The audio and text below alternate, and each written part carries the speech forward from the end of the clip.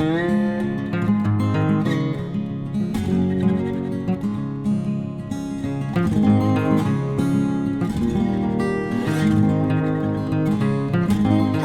welcome to my channel, Edible Thoughts Makes. My name is Stephanie, and today I have a featured finished project video for you.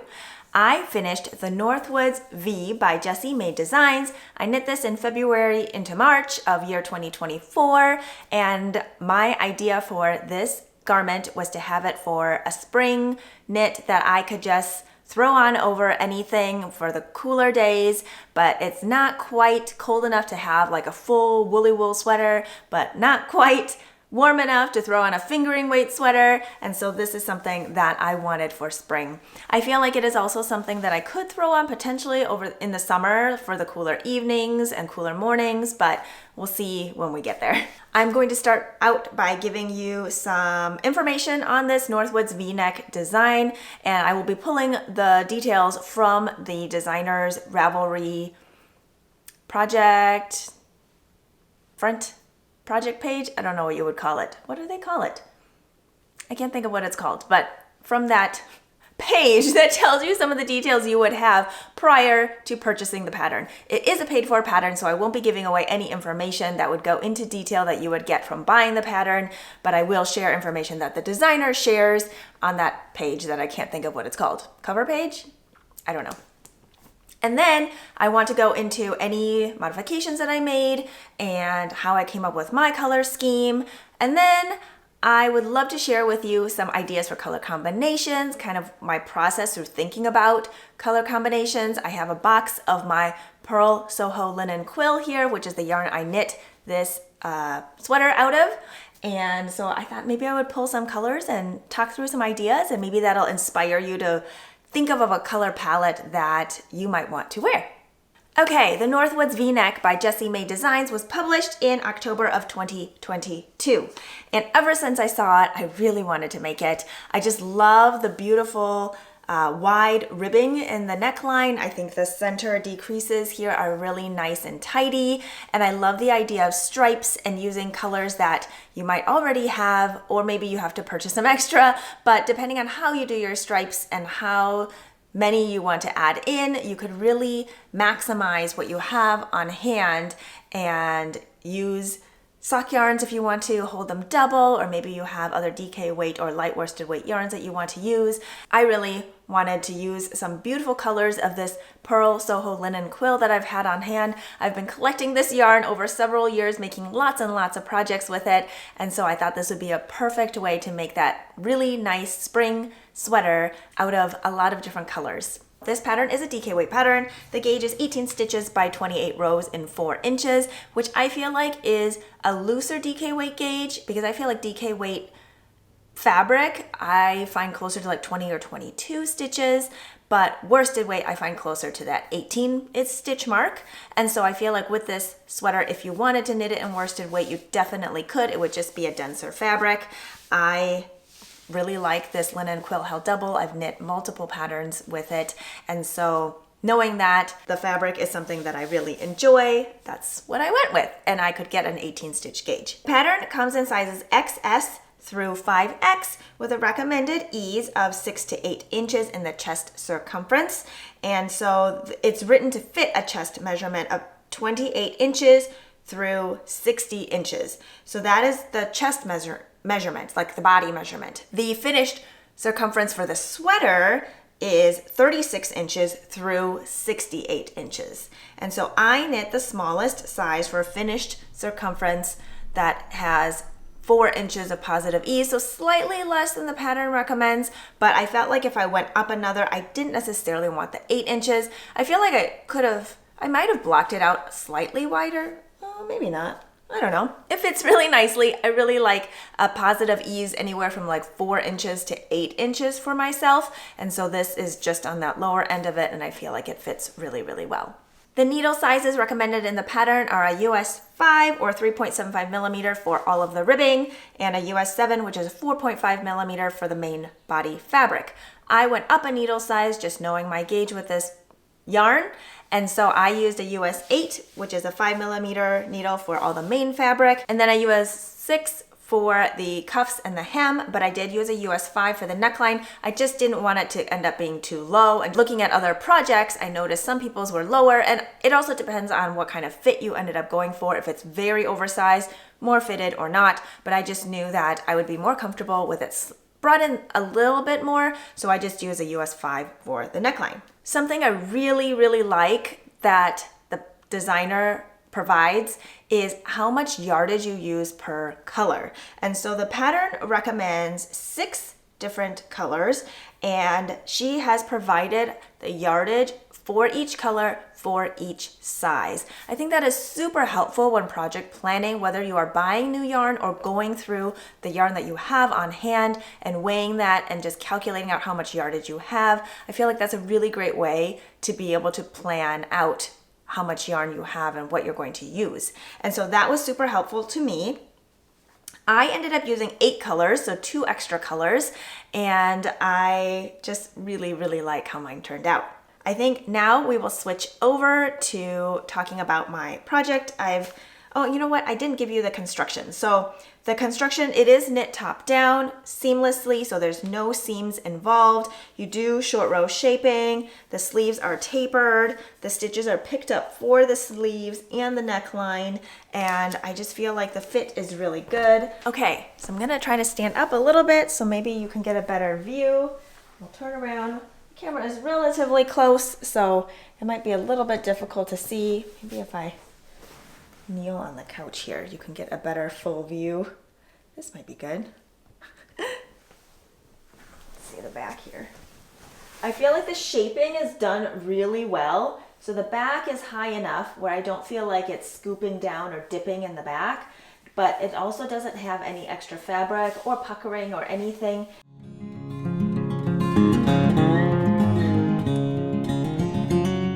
So then this front section, I feel like I did a really good job with this front and back join in the shoulder. And then I feel like also my pickups in this drop shoulder section is done very tidy.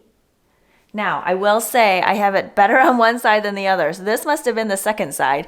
My first side, I ended up getting off, I think, by like half a stitch in my picking up. It just ended up getting misaligned a little bit going from the back to the front, and the stitches might have been slightly looser. I'm not entirely sure.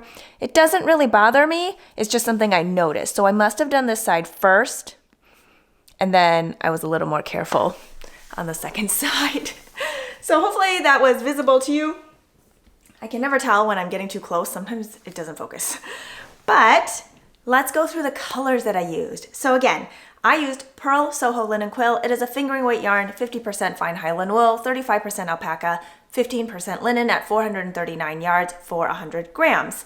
And I held it double to create this DK weight gauge. My first color is in the shoulders, and that is Mountain Bluebird. It is a beautiful heathered blue. It's kind of like a nice clear sky blue. And then my second color is Honey Pink, which is like a pinky beigey color.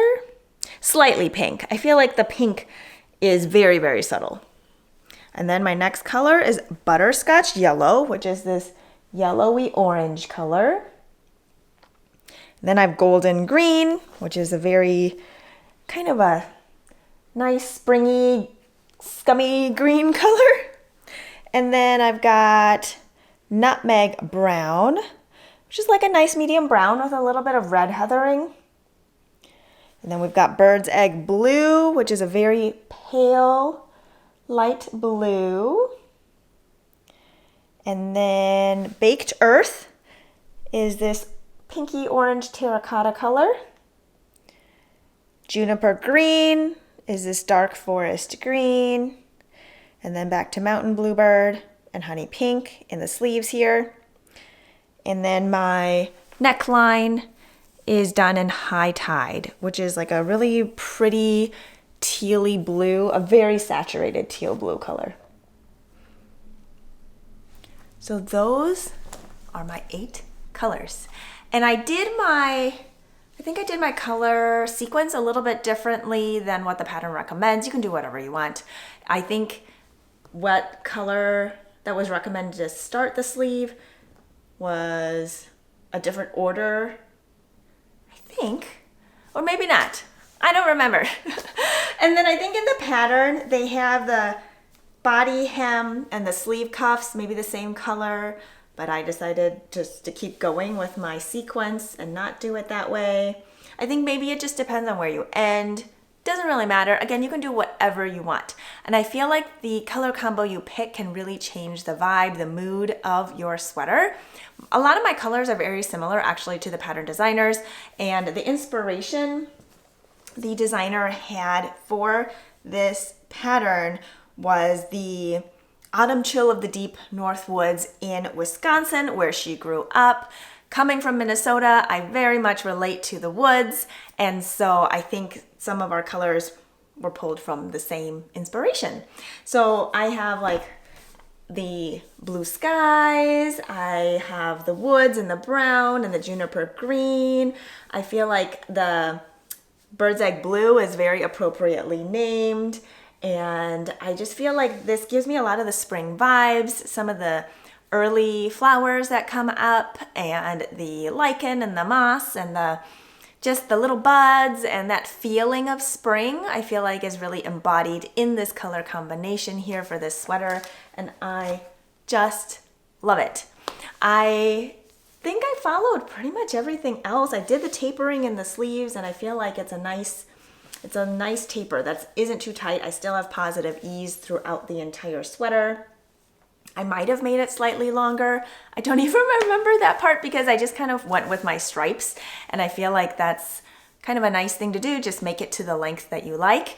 And yeah, and I feel like my neckline, the directions were very clear to follow, and I feel like the neckline came out looking very tidy. I feel like my pickups along here are very even, and this center double decrease, I always find that so magical, and I really, really like how that looks. I feel like the deepness of this V is at a very comfortable level where I don't feel like I have to have like a camisole or t-shirt underneath. Definitely I could use it as a layering piece over other t-shirts or sleeveless shirts or maybe a dress. I can't tell if the length of this is going to be too long to really wear over a dress that has a gathered skirt to it, but I'll have to try it and see. It does go past my hip bone. So my jeans go, I think, right under my belly button right now. And this hem starts a little bit past the top of my jeans. And so it's at great pocket height where it doesn't like bunch up near the pockets.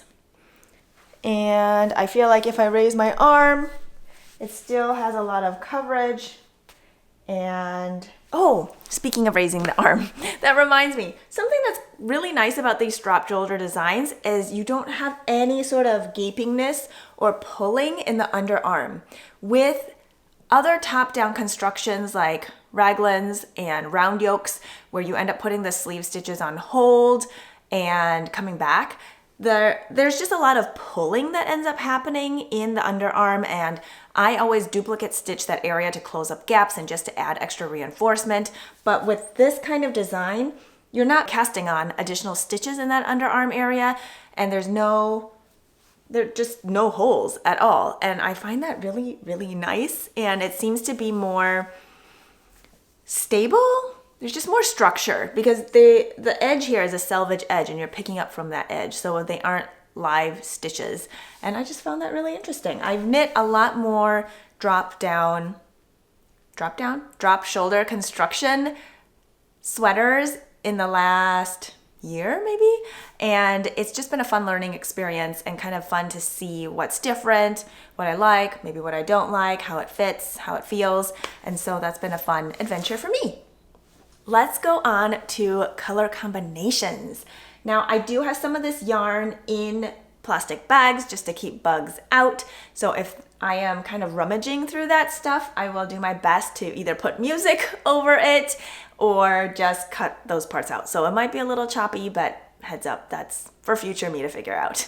So when choosing a color palette, there are a few fun ways to approach this if you're like not sure about just going with your gut. So you know those like paint chip cards in hardware stores? I love those. Always have. Always enjoyed going to that part as a kid when my parents had to go to the hardware store. And a lot of times they already have like color stories set out for you. So whether it's like a gradient or a fade, you can also find ones where like there's just color stories set up. So I would say go there, check out those color stories, see if something gravitates to you, see if you gravitate towards one, see if there's certain pictures or designs that just make you feel good, and that's where I would start. And when you're done with them, put them in your project notebook with that project page, or use it as a bookmark if you're reading. So here we go. I am going to pull out some colors and let's just see where we go with it. Let's say you want to go bright, like summer bright.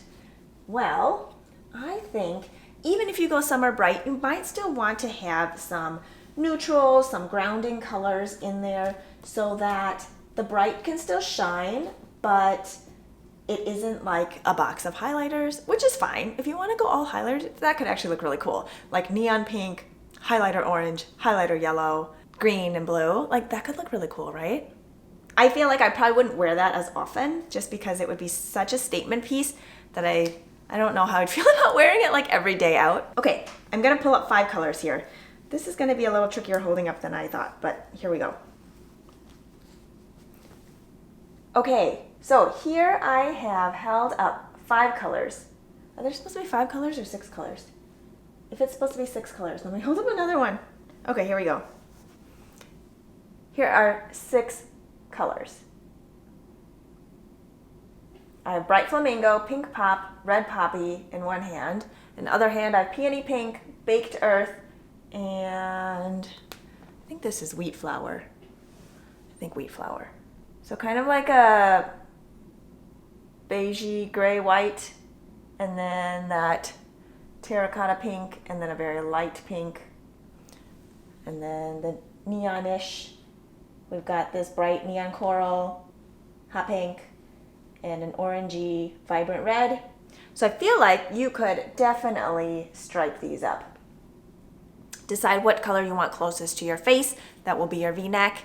And then you can either add that color in with the rest of the stripes or divide it up. So there are multiple ways to go about this. You could do like every other and do like, oh, you know what? Maybe this is pale mushroom, not wheat flour. Oh, hey, look. There's a tag. Let's see. Pale mushroom. Yeah, I thought it seemed a little bit darker to be wheat flour. Wheat flour must be somewhere else. So yes, I feel like if you wanted to break it up, you could do every other, or maybe like 2 and 2, and like keep going like that.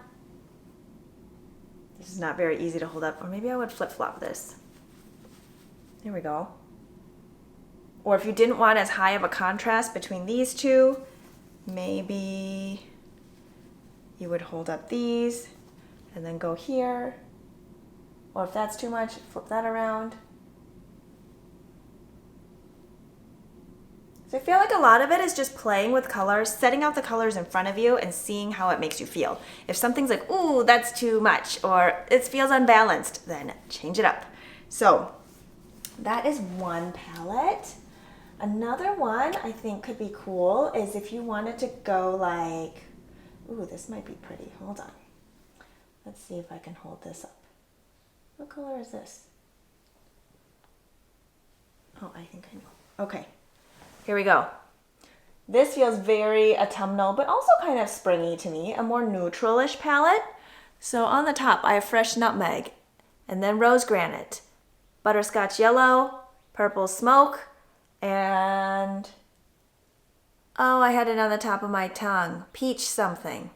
Stone fruit? Nope. Peach stone? I don't think, oh, I do have the tag in there. I somehow shoved it in. It was so small, I wasn't sure.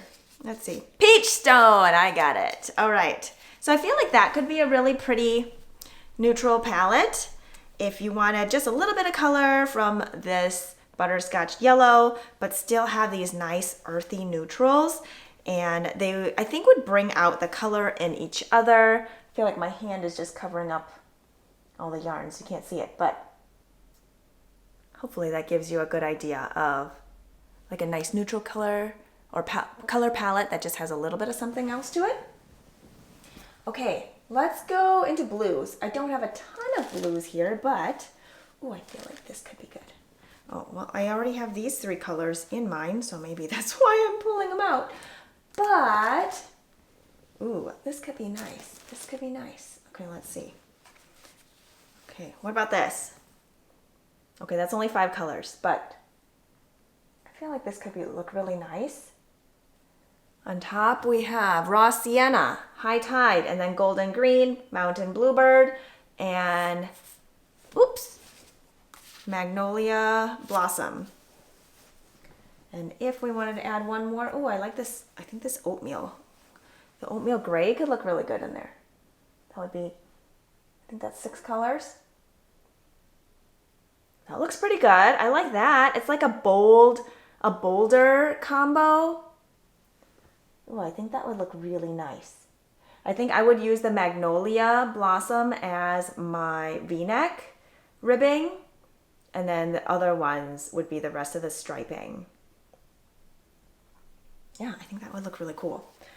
And let's see, what else have I got? I think if you wanted to go more neutral, like all neutrals, you totally could do that too. Let's see here. Okay, 6.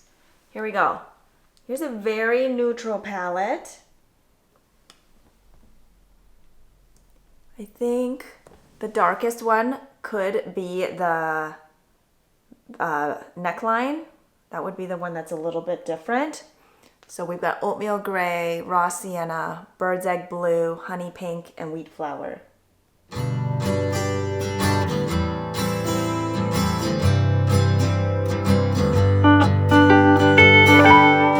Or maybe you want to do all one color story. So I wouldn't have enough blues. I think there are more blues on the Linen Quill website, and hopefully I'll put or have already put or will put a picture of all their colors of Linen Quill up. But here, if you wanted to do all blues, there are definitely more blues than what I have holding up here. So lightest to darkest, bird's egg blue, mountain bluebird, high tide, and I think it's dark denim. And then there's a true turquoise. I think that could go in between maybe the middle two. That could look really, really cool. Yeah, all blues, that would look amazing. Similarly, you could go all pinks, all greens, and then do light to dark. If you wanted to stripe it in that kind of fading order, definitely could do that, or just mix and match it up. But yeah, I think that's all I've got for you today on this North Woods V-neck. I hope you enjoyed this little video, and if you do decide to knit this garment, I hope you enjoy knitting it as much as I did. Take care. Bye.